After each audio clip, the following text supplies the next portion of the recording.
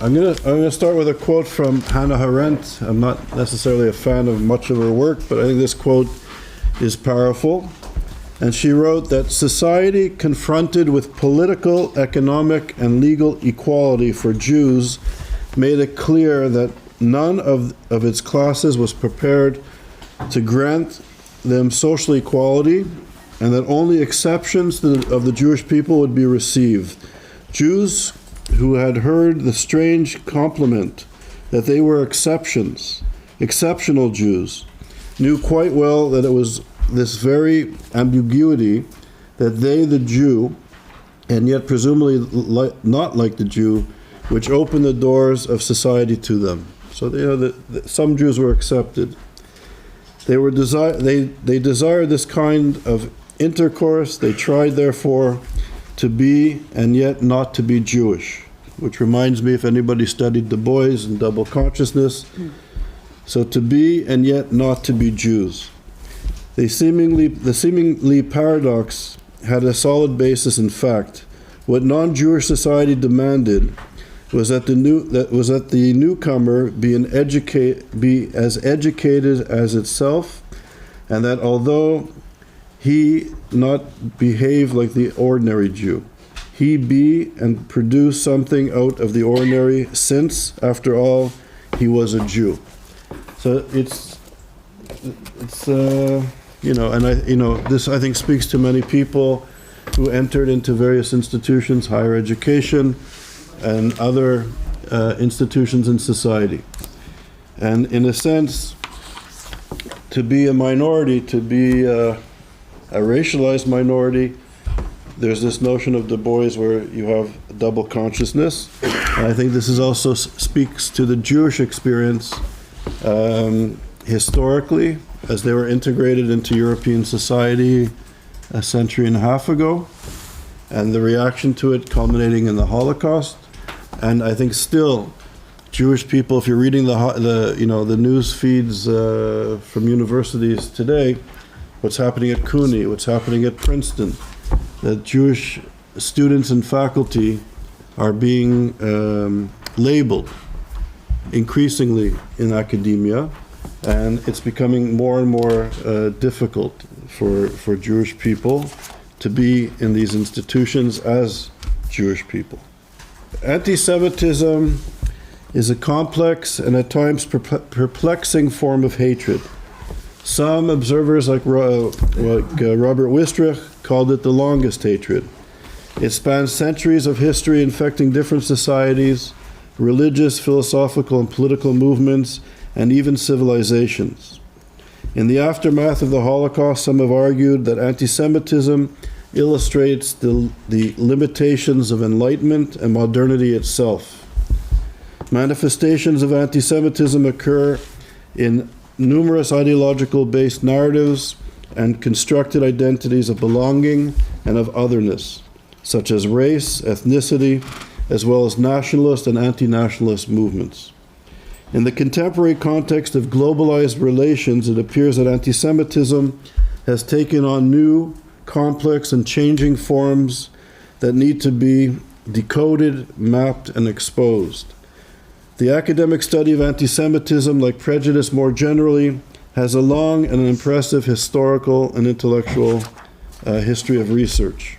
It remains a topic of ongoing importance and scholarly engagement. However, especially at this juncture, unlike prejudice and discrimination directed at other social groups, anti-Semitism, in particular in its contemporary form and processes surrounding it, is almost always studied outside of organized academic frameworks. So it's still, as I was saying yesterday, it's still a struggle to sort of carve out terrain in academia to deal with contemporary forms of anti-Semitism. And I think, some of the issues, particularly in the United States and in other areas of academia, Jews have been excluded, or not only Jews, but the subject matter of anti-Semitism has largely been excluded from critical race theory, from ethnic studies, from race studies, and Jews are increasingly labeled as white. particularly in the United States, in the academic circles in the United States, and increasingly in parts of Europe as well. So the issue is difficult. It's difficult to be engaged, and I think this is playing out in academia, and it's I'd say very destructive to issues of anti-Semitism. So this is taking place in an era of neoliberal globalization. So globalization has led to a period of increased adversarial identity politics throughout the world. It's in this environment that Israel, as the central manifestation of contemporary Jewish identity, and Jews more generally, have become the focus of scapegoating and hateful rhetoric. At a more structural and socioeconomic level, the old ideologies and tendencies of anti-Semitism have reemerged and are being focused, or being fused rather, with anti-Zionism, or what many might call, more appropriately described as Israel bashing. The old theological and racist forms of European anti-Semitism are being amalgamated with anti-Jewish and anti-Israel pronouncements, emanating in particular from the Muslim world or the Middle East, which is mainly located but not exclusively in and around the Middle East. Contemporary globalization and related socioeconomic, cultural, and political processes are being fused with the historical tendencies, creating the conditions that pose a threat to the Jewish people and Jewish communities in the diaspora. So in general, and I'm going to give you the history of anti-Semitism in a few moments, so bear with me or forgive me for being a bit, crude with this. But you can argue that there's three phases of anti-Semitism. There's the Christian, religious, theological phase of anti-Semitism. Then this sort of era is replaced by racist anti-Semitism. And then there's this period today in the contemporary context that the dominant form of anti-Semitisms, with an S, is the attack on who Jews are as a people. So the old forms of anti-Semitisms, the Christian form and the racist form, in liberal institutions like universities or in the media of record, if somebody would articulate old Christian forms of anti-Semitism or racist Nazi forms of anti-Semitism, they would be, criticized, condemned, ostracized, maybe their careers would be ended. It's not acceptable. But if you attack Jews for who they are as a people and their connection to our homeland in Israel, then not only is this a dominant form of anti-Semitism in the contemporary context, it's something that is encouraged. So if you're an intellectual, if you're a scholar, if you're a journalist in the media of record and you condemn Israel in various forms, you're often promoted and rewarded for your position. If you defend Israel and Jewish peoplehood, you're often perceived as a problem, as reactionary, as racist, etc. And the different forms of anti-Semitism, which makes it unique, and I think people like Robert Wistrich and David Nuremberg and other leading scholars have pointed to, what makes anti-Semitism unique in this sort of buffet of hatreds, different forms of hate, is that anti-Semitism is inherently genocidal. Anti-Semitism is inherently genocidal. And I'll explain. So, when Christianity emerges and the Jews don't accept the Christian notion of the Messiah, right? The teachings of the church, mainly in Europe, but elsewhere now, was that the Jew could not have redemption. The Jew was blinded by evil and blinded by the devil. And that the only way for an individual Jew to be saved was to accept the Christian notion of the Messiah. But what makes anti-Semitism genocidal in this form of Christian anti-Semitism is that it wasn't only that the individual Jew was blinded and couldn't have redemption, the teachings were that the Jews were hindering the redemption of the world by not accepting Christianity. So they had to be forcibly converted or driven out or murdered. So that, and what makes Christian forms of anti-Semitism inherently genocidal is the need to civilize, to convert the Jew, to change the Jew. Norbert Elias, famous book of the civilizing process, looks at how when you start to try to civilize or change people, it leads to genocide. When the dominant view in the world shifted from religion to notions of biologically determined groups, of notions of ethnicity and race and nation, Jews who lived in communities in Europe and around the world for centuries, for millennium even, were perceived suddenly as outsiders, as foreigners to the nation and to the race. And unlike during the Christian times where Jews had a way out, they could have converted to save their lives, or even if it was forced upon them, the great thinkers and scientists and theologians and philosophers of Europe, people like von Herder and Hegel, and sort of the canon at the time, perceived groups of people based on race. And race was something that was inherent, as I was saying yesterday. You can't convert your race. So even if a Jew spoke 8 European languages and was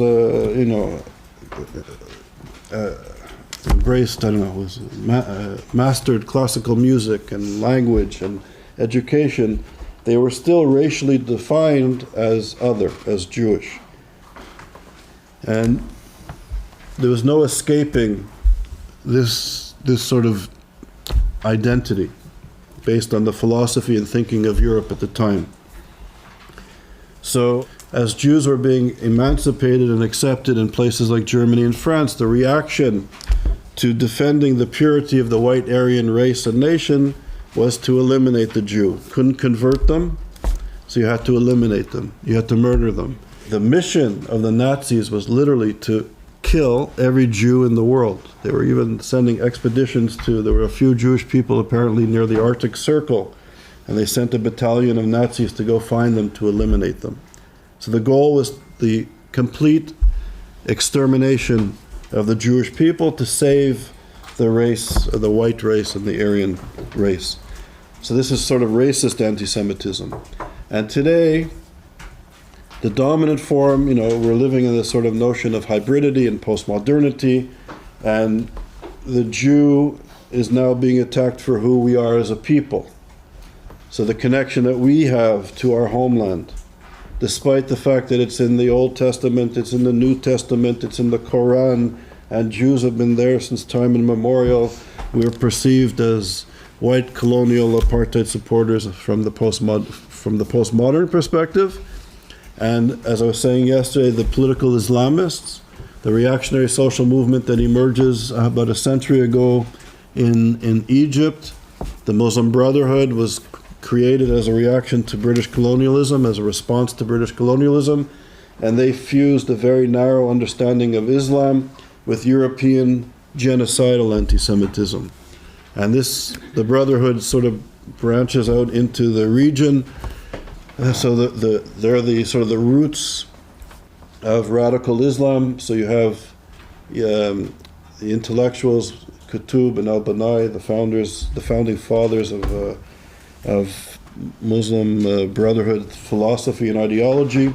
Their philosophy goes into the Shiite world. The Sunni Shiite divide is very strong, and yet the Iranian revolutionary regime pays homage to the Muslim Brotherhood. Hamas, Hezbollah, Daesh or ISIS, all of these sort of branches of radical Islam come out of the Muslim Brotherhood that takes European anti-Semitism. What was the foundation of European anti-Semitism and the Holocaust, the protocols of the Elders of Zion, is what is being preached today by political Islam. So you have Nazi ideology and I'm choosing my words very carefully as a scholar, you have Nazi ideology as the basis of political Islam on the one hand, and then on the other hand, you have people, philosophers, thinkers in the postmodern world, like Michel Foucault, Edward Said, Judith Butler, sort of the canon that has emerged in Western intellectual thought that is connected to the struggles of political Islam to rid the Islamic world of foreign influence. So you have this strange, what we call the Red-Green Alliance. And so this is the dominant form of anti-Semitism today. On the one hand, progressive, radical, postmodern intellectuals at our best universities, and political Islam, this reactionary social movement that is sexist, homophobic, anti-democratic, and out to exterminate Jews. So you have a religious extreme social movement and secular postmodern intellectuals sort of in alliance with this ideology. So it's a strange connection. And what is fascinating, and I think this is in terms of globalization, all of this is emerging in a time of globalization. So what's globalization? Globalization really starts in the early 1980s with Reaganomics and Thatcherism. And there was this movement to kind of limit the power of the state. So the state, after the Second World War and after the Holocaust, was sort of the model of modernity, had a strong notion of a state.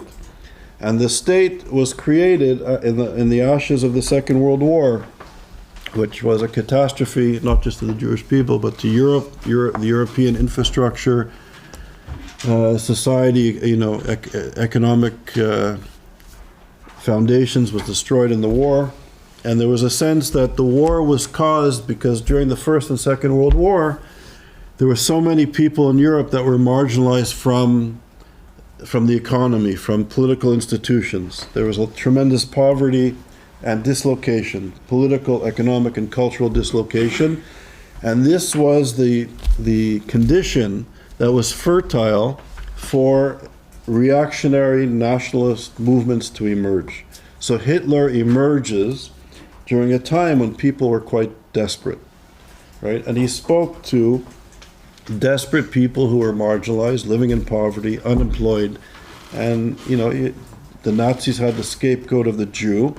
And when people are living in fear and horrible social and economic conditions, these fear-mongering, easy answers to complicated situations resonate.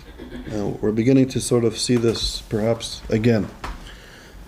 So the world got together and they created notions of international law, and that there would be basic rights of employment, rights of education, rights to housing, rights to social welfare, so that we would never have the conditions that people would be so marginalized that demagogues and reactionary social movements out to destroy fellow citizens would ever emerge. So there'd be a safety net. And the safety net permeated society. The stock market had safety features in it, that the markets couldn't be just run wild by free market system. There'd be safeguards protecting the rights of the poor, of the weak, of the marginalized. So there'd be stability in society. And this sort of model was the engine of the notion of modernity. So states were created all over the world, and there was a strong sense of identity, and the state provided resources to its citizens. So, for example, in a country like Egypt, after the Second World War, the state emerged, and it was a poor country, but the state provided basic food subsidies for poor people, basic health care, and basic education till people were about 12 or 13 years old. In a place like Canada, where I grew up, the state was strong and it was a wealthy society, so we had universal health care, right? Every citizen of Canada would have a health card, and you could go to any doctor at any time, and you would have access to it, right? So unlike the American free marketers who are saying that Canada is a communist country and you can't see doctors, it's all lies. Strong healthcare system, free education. I went almost free education. I went to McGill University as a kid. I did political science. McGill is a strong university. It's equivalent to any Ivy League university, and perhaps even Oxford and Cambridge. It's a top world-ranked university. I paid 120 US dollars, about 100 pounds a semester to go to school. So 200 pounds to go to a top school because the schools were subsidized, and if you had good grades and you were, you made it into a good university, you would have access to education. And there were second and third tier universities, so any Canadian who wanted to go to university, it was very easy to go to school. This was social democracy at its best.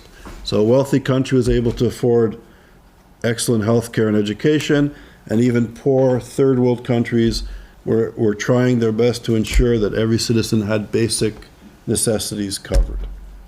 This was modernity. This was modernization. Strong state, strong cultural identity. So even in places like Quebec, where there was French nationalism against British nationalism, it's a whole story I won't get into, but even though there were sort of nationalist tensions and minority, there were minority right issues and anti-Semitism and racism, but despite these contradictions in Canadian society, everybody was very proud to be a Quebecer or Quebecois or a Canadian, because we had institutions to be proud of. We had strong, good universities, good education, unemployment insurance. You lose your job in Canada, you were given 2/3 of your full salary for a year until you found another job. And after a year of getting 2/3 of your salary, if you couldn't get a job, you'd have welfare. And welfare was enough to pay your rent at a decent apartment and have food on the table, right? This was social democracy with a strong state. When Thatcher and Reagan came onto the scene, Milton Friedman, all this sort of trickle-down economics, it was called, there was the belief that if the state would be weakened and removed from the free market or the capitalist system, that the markets would be able to grow rapidly, and as the economy grew rapidly, so would democratic values and practices. So there was a belief, so the ideology went, that as the economy grows, there'd be more democracy, more economic growth, and the citizens would reap the rewards of this new freedom. There was nationalized companies like airline companies, electric companies, water companies that were owned by the state. Under Thatcher and Reagan, they would start to sell off these assets of the state and give it over to the free market system or to the capitalist system, if you say. And they believed that this would cause more economic growth. So this was a policy that was adopted by the G7, the 7 most powerful economies in the world. And then the G7 set the policies for the World Bank and the IMF, and they imposed upon the world these ideas of structural adjustment. So poorer countries in Africa, Asia, South America had to adhere to this free market system. And if they didn't adhere to structural adjustment, if they didn't allow free markets to reign, if they didn't take down tariffs protecting their workers and their companies in other countries, if they didn't adhere to this new model of free market system, of neoliberalism, they'd be ostracized from the global economic system. They wouldn't be able to receive international aid. They wouldn't get contracts. They would become pariahs of this new system. So tremendous pressure on poor, weak countries to adhere to this neoliberal policy. So this was the engine of globalization. Unions were weakened in countries. Healthcare, unemployment insurance, education, became free market, became spaces of business, right? So in this system, as we know historically, in a free market capitalist system, some people benefit and some people don't.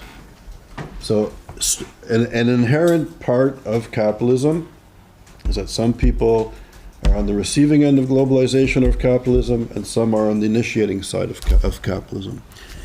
And to make a long story short, you can see in countries around the world the disparities between rich and poor, the gap is exacerbated and growing significantly. And as parts of society becomes marginalized, you can look in the United States, if you ever take a train or drive between, let's say, New York and Boston, and you go through, upstate New York or Connecticut or Massachusetts, you can see all the factories that are just deteriorating or are left alone. So the economy shifted from manufacturing, a lot of the manufacturers left to poorer countries where labor was cheap, because in this free market system, an American company can just get up and leave. The union is not strong enough to keep the company there, and they can move to Mexico. They just move across the border. So instead of paying an American worker whatever the wages was, the acceptable wage in the United States was, they can go across the border and pay a fraction in Mexico, right? A lot of European companies moved to Asia, to Singapore, to India, where the cost of labor was significantly less than in the industrial advanced countries of Europe and North America. So you have mass unemployment in first world countries. You have more work in third world countries. The economies grow a bit, but people are still earning quite low wages, certainly comparable to the North. So disparities between rich and poor grow. People are becoming marginalized from the economy, from political institutions, from social institutions at, I would say, alarming rates. You have situations like in Syria, in Sudan, in Somalia, in perhaps places almost like Egypt, Lebanon. You have countries that the states are collapsing. The society is disintegrating. You'll see Uzi Rabi will give a lecture this week where he shows how, if you look at the map of the Middle East and the old borders and demarcations of Syria, Lebanon, Iraq, Israel, is really, the countries don't really exist anymore. They're broken into spaces of where different social movements have control or different clans have control, and the old borders that we perceive the world to, in the way we perceive the world, doesn't really exist anymore. So states are collapsing. If you go around the United States of America and compare the United States of America in the 1980s, 1970s, 1980s to what it is now, you can see significant shifts. The amount of undocumented workers, people who come into the country because the borders are not being maintained, if you will, right? People are coming in and are working in the United States for a fraction of the cost of what an American worker would work for. So a significant part of the European and American economies, you have people that are undocumented, they don't have the rights of citizens, and they're being paid a fraction of what citizens would get paid in the United States.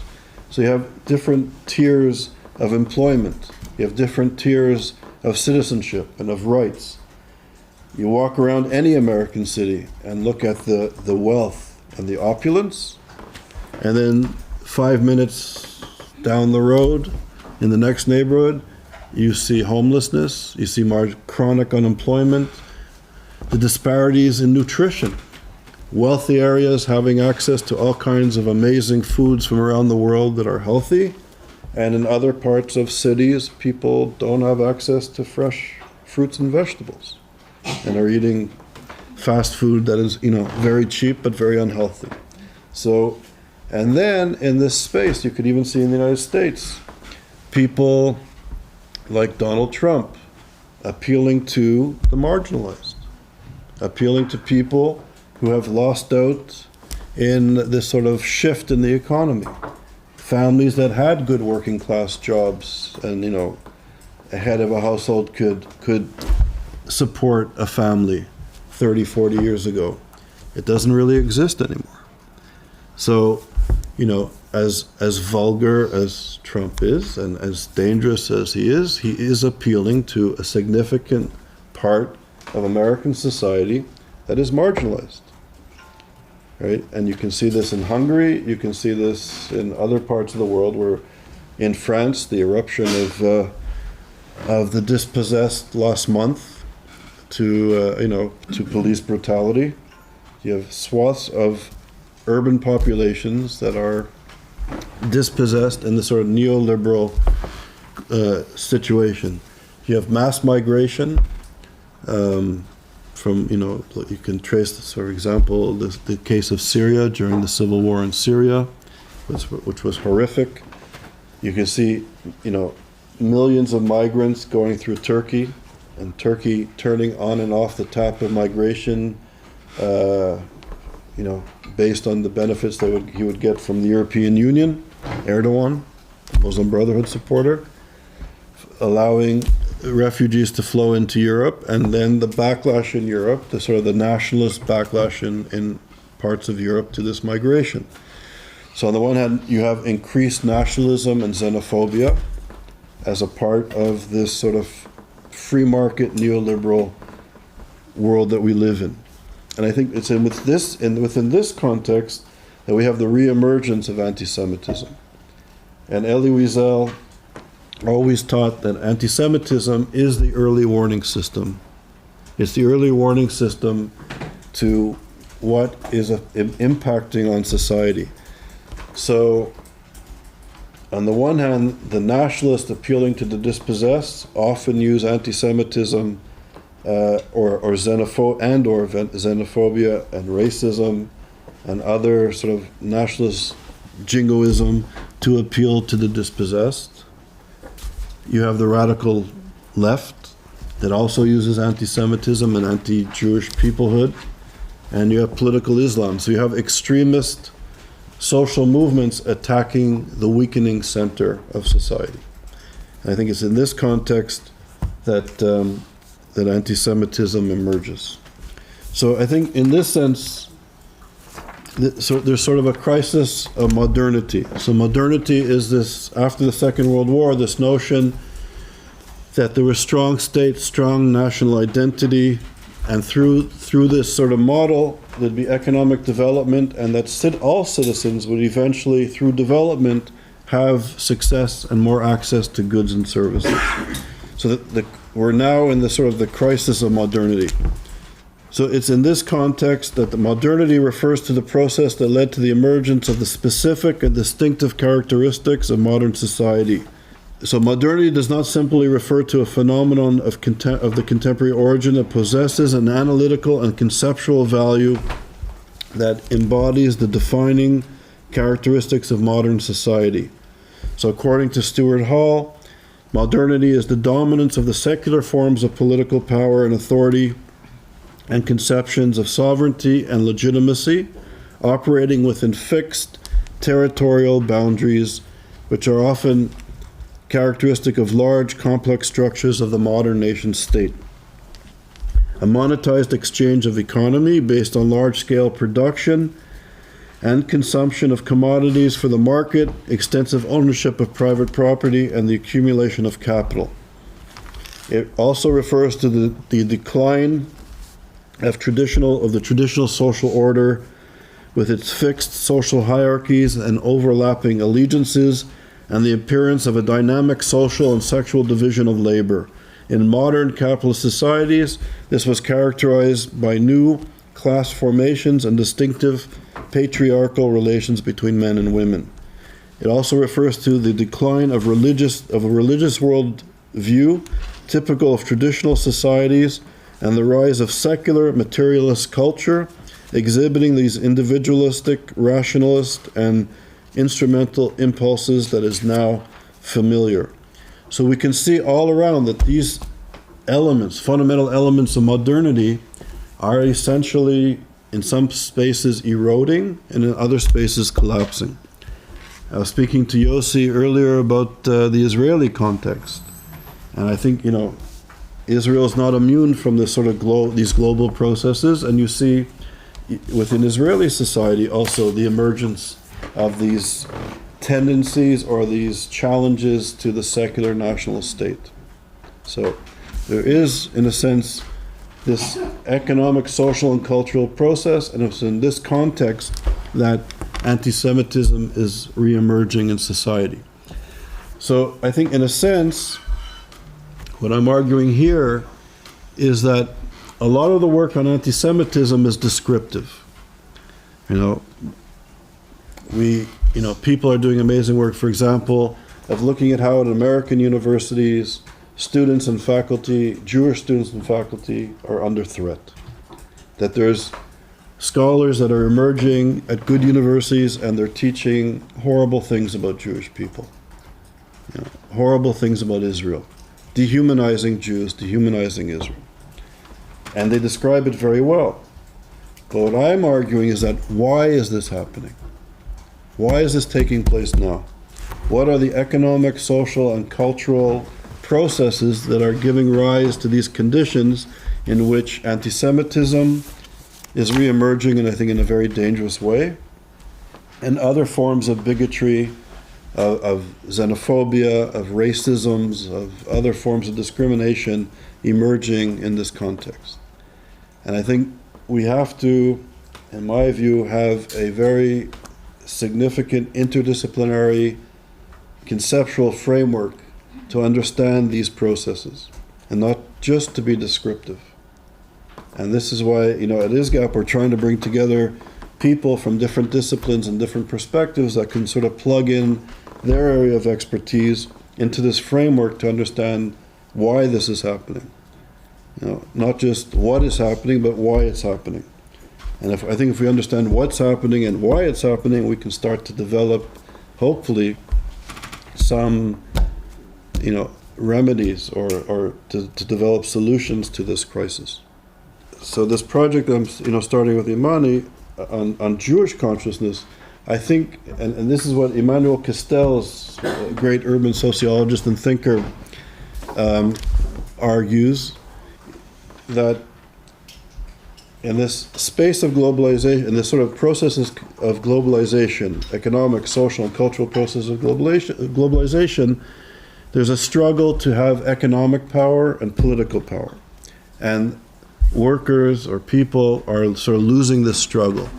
And when you're disenfranchised from political and economic processes, the last terrain of struggle is over your cultural identity. It's over identity. So when you're locked out of economic and political processes, you try to define yourself. And often these politics, these identity politics, are often quite reactionary. This is what he argues. And what's fascinating is that the Jewish people are really being labeled. We were labeled as not white to be exterminated by Europeans, and now we're being, some of these old Nazis and fascists that are re-emerging are continuing in that tradition, those lovely people. And also, these sort of postmodern radical intellectuals like Said and Foucault and some of the black nationalist movement are saying that the Jews are white. They're the enemy. And what's fascinating is that I think increasingly, which I find alarming, is that the Jewish community is not in the United States, mostly in the United States, seems less capable of defining themselves. They don't know how to act. They don't know how to act in this sort of political space, in this sort of attack from the right, from the left, from the whites, from the black, from the leftists, from the right wing. And it's almost like the community is there, like deer in headlights. So who are we? And I think what's very important, and this is what I'm trying to do with this project on Jewish consciousness. So what Stephen Biko did with Black consciousness, the Black consciousness movement starts in South Africa as a reaction to apartheid in the late 60s and 70s. People all know who Stephen Biko is? So people know. So leader of the Black Consciousness Movement. And basically, so under colonialism and apartheid, African culture and African people were, were portrayed as inferior and barbaric and primitive and et cetera, as a justification to colonize and enslave and to control and to civilize and uplift. So what Biko did was try to reverse it and go back to African notions of the earth and of cosmology and of justice, and to bring back to African people a sense of pride in the concepts and in the worldview that they had for many, many, many generations. So that was Black consciousness. And I think in a way, maybe unfortunately, this is what the American Jewish community needs. That the Jewish people have profound wisdom. Thousands of years of thought, thousands of years of wisdom, of teachings, of bringing monotheism to the world and bringing notions of justice to the world, of bringing the Sabbath, a day of rest, to the world. The amount of, ideas that have sort of been taken into our society from Judaism is profound. So the notion of who we are as a people. We're not white people, we're not black people, we're Jewish people. The idea of Jewish identity predates the European notion of race, right? How the American lens of race is so European. It's so binary. It comes out of the European colonial experience. Judaism is, Judaism is somebody who has a way of perceiving the world, of concepts of justice, concepts of peoplehood. It's not race. There's no such thing as a Jewish race. There are Jewish people from all over Africa, Asia, and Europe. People look white, people look brown and black. No such thing as race. The idea, and I'm digressing a little bit, but I think this is very important. In the Christian teaching, European Christian teachings, the notion of tolerance, right? This also comes out of the European colonial experience, the idea of tolerance, which comes out in the 1600s, 1700s. So if you think about it, who am I to tolerate anybody? If I tolerate you, I am a kind of an arrogant guy. So the notion of tolerance does not exist in Judaism. There's a notion of humility. And I think this is profound in a way. So to be humble, what does to be humble mean? So we're all created in the image of God. We all have godliness in us, every human being. And it's my goal in my life to try to become wise, to learn the truths of other people. So Emmanuel Levinas, the great Jewish philosopher who brought Jewish thought and ethics to the university. So do people know Emmanuel Levinas' work? So Levinas comes from Lithuania. He was in France doing his PhD. His entire family was liquidated by the Nazis in Lithuania. Nobody survived except him when he was in France. And he brought Jewish thought to the university. So unlike a Jewish professor teaching sociology or medicine or physics, he brought Jewish ideas to the academy for the first time. And he brought Jewish ethics. And Emmanuel Levinas taught, and this comes from the Talmud and from Pirkei Avot, the ethics of our Father. He taught that every human being is created in the image of God, so everybody has a spark of truth within them. And that he argued, the moment we see our face in the face of the other is the instant we're human. The instant we see our face in the face of the other, that's when we become human beings. So I need the other to be human. I can't tolerate the other. I need the other. So if I'm racist, against Africans, that's like 1.5 billion possibilities of my humanity dismissed. If I'm sexist, half of the world's population is eliminated from my journey to become wise. So we need the other to be human. That's different than tolerance. So there's these concepts in Judaism like this. There's a wisdom in Judaism which is profound. And I would argue that the American Jewish community are disconnected from the wisdom of their heritage significantly. Many Jews are. And they're like rudderless. They don't know. They know they're not. When the white supremacists say they're not white, they know that's not right. And when the black Hebrews say they're white imposters and they've stolen their identity, they know they're not. That's not right. And they don't know how to identify. And I think, in a way, there has to be in our community sort of going back and finding these notions of who we are as a people, how we define ourselves, what our notions of justice is, what our notions of humility is, and to have a Jewish consciousness a la Stephen Biko. In the face of the rise of anti-Semitism in the contemporary context, how do we respond to it?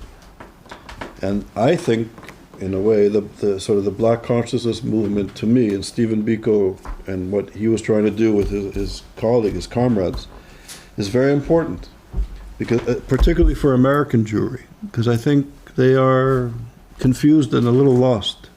And I think if we can go back to these notions of who we are, that I think rise above the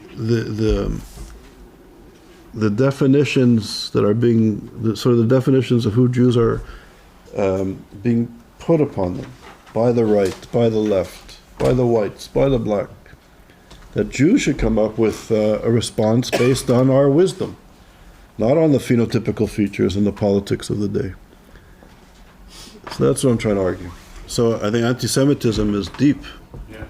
It's deep in the culture, deep in the theology. It goes into Christianity. It's the foundation of European society.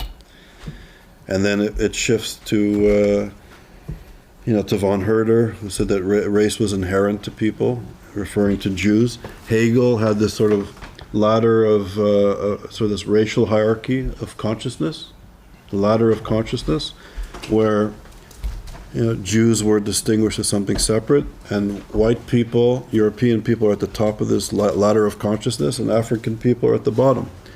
And it was the obligation, this is astounding, it was the obligation of the European to enslave the African, because by doing so, they were obligated to do it to raise their consciousness, to civilize them. This is how deep it goes. So deep into Western thought, deep into the religion, deep into the philosophy, are these hierarchies of inferiority, superiority, right?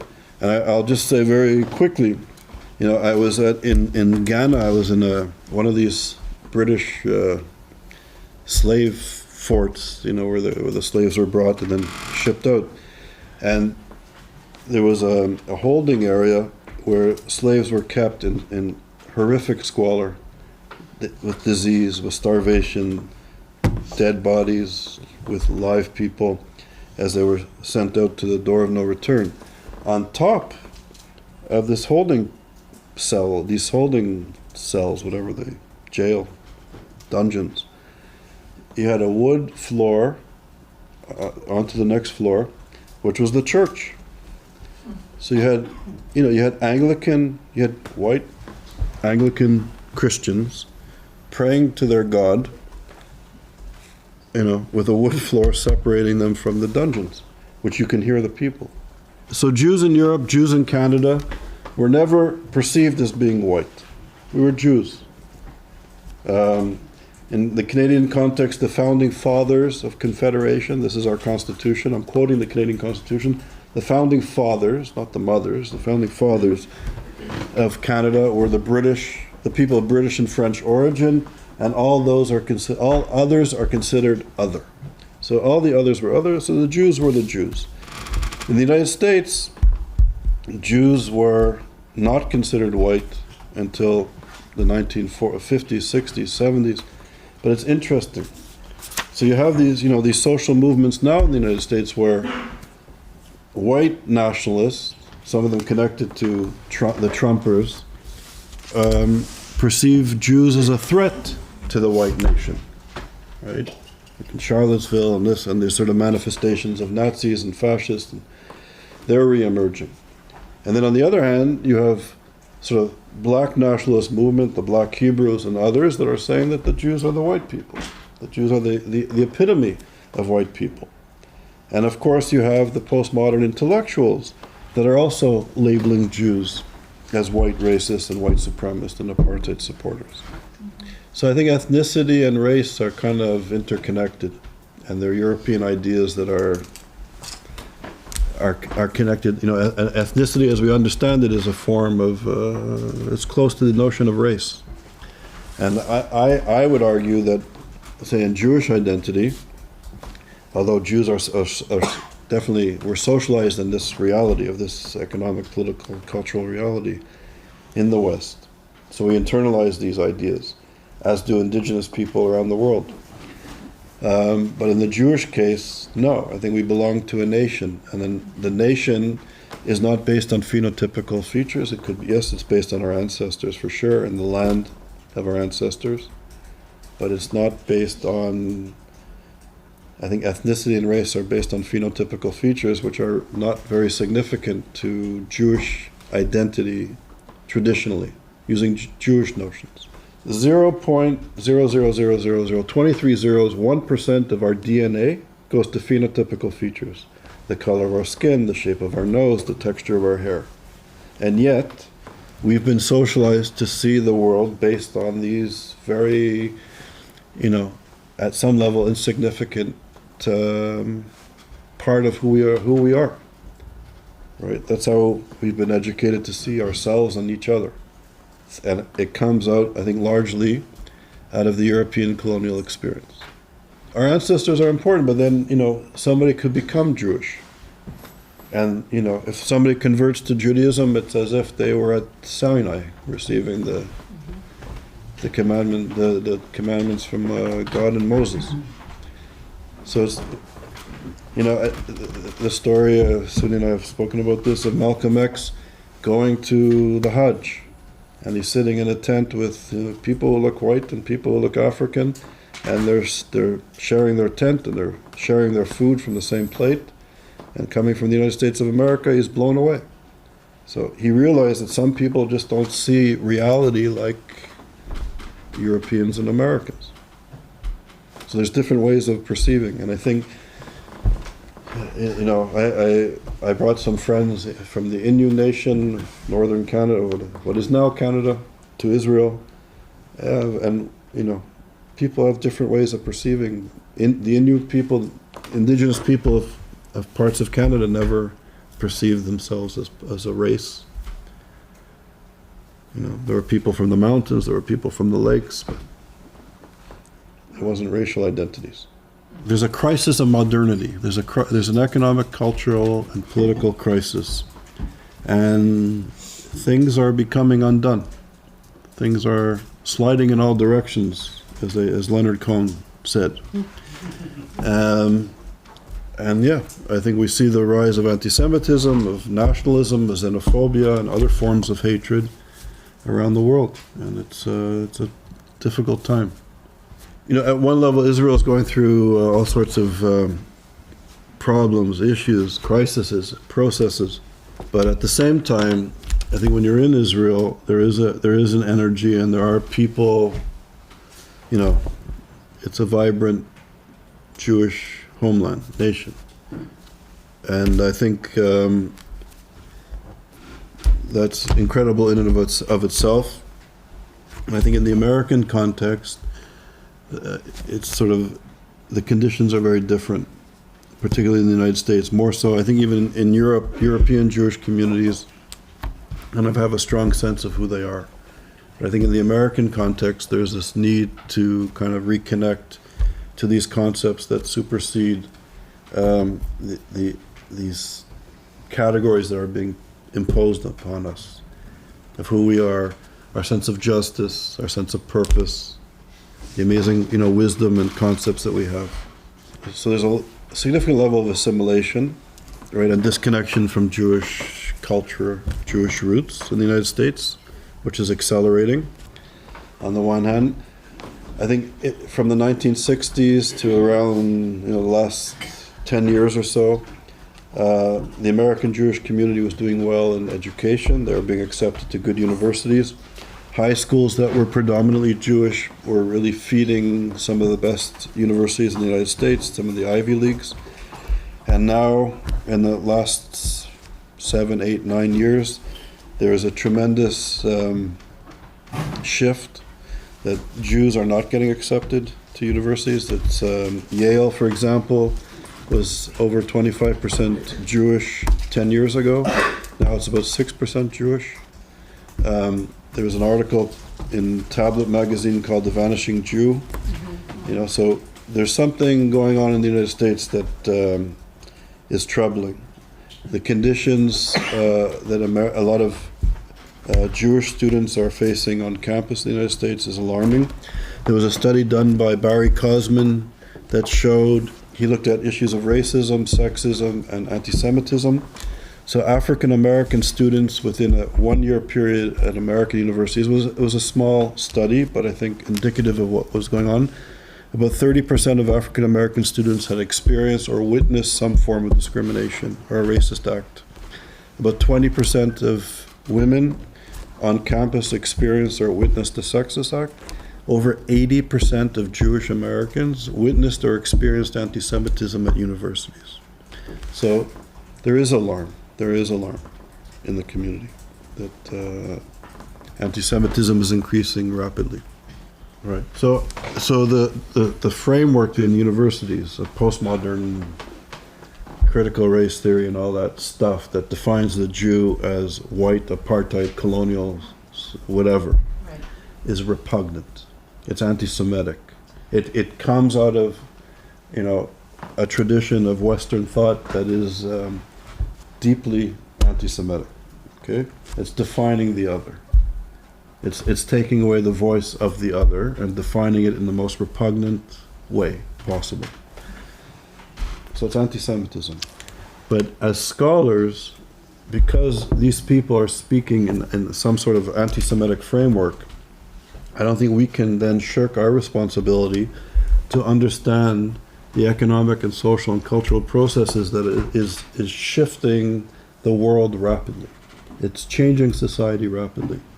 And how do we, as scholars of anti-Semitism, understand that? And I think they don't have a monopoly on power and powerlessness. I think scholars of anti-Semitism have to come into this arena. We're trying to, and I think slowly we are, carving out a legitimate space in academic thought, and we're publishing, we're doing research projects. There's a kind of a growing community of scholars dealing with this finally. We're still marginalized, but our voices are starting to get heard. And I think we have to come up with a comprehensive framework to understand these processes and how it's impacting upon issues of anti-Semitism and issues of power and powerlessness. Because we've seen this. I woke up this morning and it was like, it was depressing. I got there was stuff happening at Princeton, there's stuff happening at CUNY, right? Horrible anti-Semitic expressions. A professor at Princeton is teaching a course that's, repugnant when it comes to Israel and Jews. And there were Jewish professors at CUNY that were reporting on anti-Semitism, and they have now been put on notice that they're in trouble because they were criticizing some people in the university system. So, yeah, we can't deal with this issue in terms of whack-a-mole. There's a shift happening in academia, in American society, that is, I think, is structural, and it's dangerous. I agree. We have to really understand, there's processes at play, and we have to understand what it is and what is what the challenges really are. Because I think our community is fighting this. There's one instant here and one instant there, but there's an intellectual and ideological shift of anti-Semitism in the United States and in the West that we have to understand. And just to finish, there'll be some presentations on the funding of American universities by the Muslim Brotherhood. So a big project that we're doing at ISGAP is looking at the funding by the Muslim Brotherhood, by this genocidal anti-Semitic social movement of American universities. We found $18 billion in undocumented money coming from the Muslim Brotherhood into American universities. 18 billion. And if we found 18 billion with our meager resources, I assure you it's the tip of an iceberg. Islamic studies at Oxford University was started by Yosef Kawadawi. Who's Yosef Kawadawi? Yosef Kawadawi was, before he just recently passed away, he was the head of the Muslim Brotherhood. Yosef Kawadawi, in his entire life as the head of the Muslim Brotherhood, always argued that the true believer is obligated to complete the work of Hitler. The true believer, the true Muslim, is obligated to finish the work of Hitler. This is the gentleman that started Islamic studies at one of the finest universities on the planet. That institution, like Georgetown and other fine universities, are disseminating, using soft power, this ideology. Okay? So, anyways, when the Brotherhood is doing this, when Michel Foucault supports the Iranian revolutionary regime, when Foucault and Said were sitting with the exiled leaders of the Iranian revolutionary regime in Paris and arguing that the revolution in Iran, the Islamic revolution in Iran, was going to be akin to what the French Revolution was to Enlightenment, this was going to be the revolution in the Islamic world. Michel Foucault and Edward Said. Okay? And these are some of the most important thinkers in the Western canon today. These are people who refused to look at the cleavages in societies in the Middle East and the Islamic world. The different groups that were being marginalized. The Yazdis, the Kurds, the women, the gay people. For Foucault and Said, these were blind spots. But it's the Zionists, it's the white supremacist apartheid supporters. Unbelievable. Anyways, think about it. Intellectuals are upset about Zionism and Israel. Okay. In Afghanistan, women are not allowed to go to school. And where are the feminists? Where are the intellectuals in the West? Where is the outrage? And I would submit to you that after decades and decades of miseducation, of the influence of soft power on our education system, we have become, dumb. We're not speaking out. This is, 20, 30 years ago, if a woman couldn't go to school, we would be outraged. Now there's silence. And I think this is the erosion in our education of liberal democratic values, of strong citizenship and notions of equality under one legal system. These were things that intellectuals cared about. And we don't any longer. So this is very disturbing. And I think another trend is not only allowing the Brotherhood to fund American universities and using soft power, but the United States and Europe working with the Muslim Brotherhood, working with the Iranian revolutionary regime. President Morsi was a professor in California. He was supported by the State Department. Clinton, as the head of the Secretary of State, helped to fund his election campaign. What does that mean?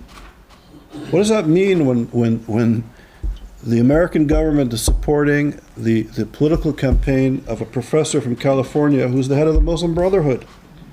What does it mean when the Obama administration gives billions of dollars in cash to the Iranian revolutionary regime?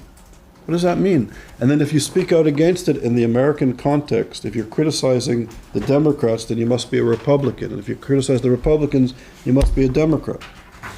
And I think scholars and intellectuals who are worried about anti-democratic processes, worried about racism, sexism, and anti-Semitism. It's not a political party issue. There's something structural happening in our society that should alarm anybody who cares about democracy.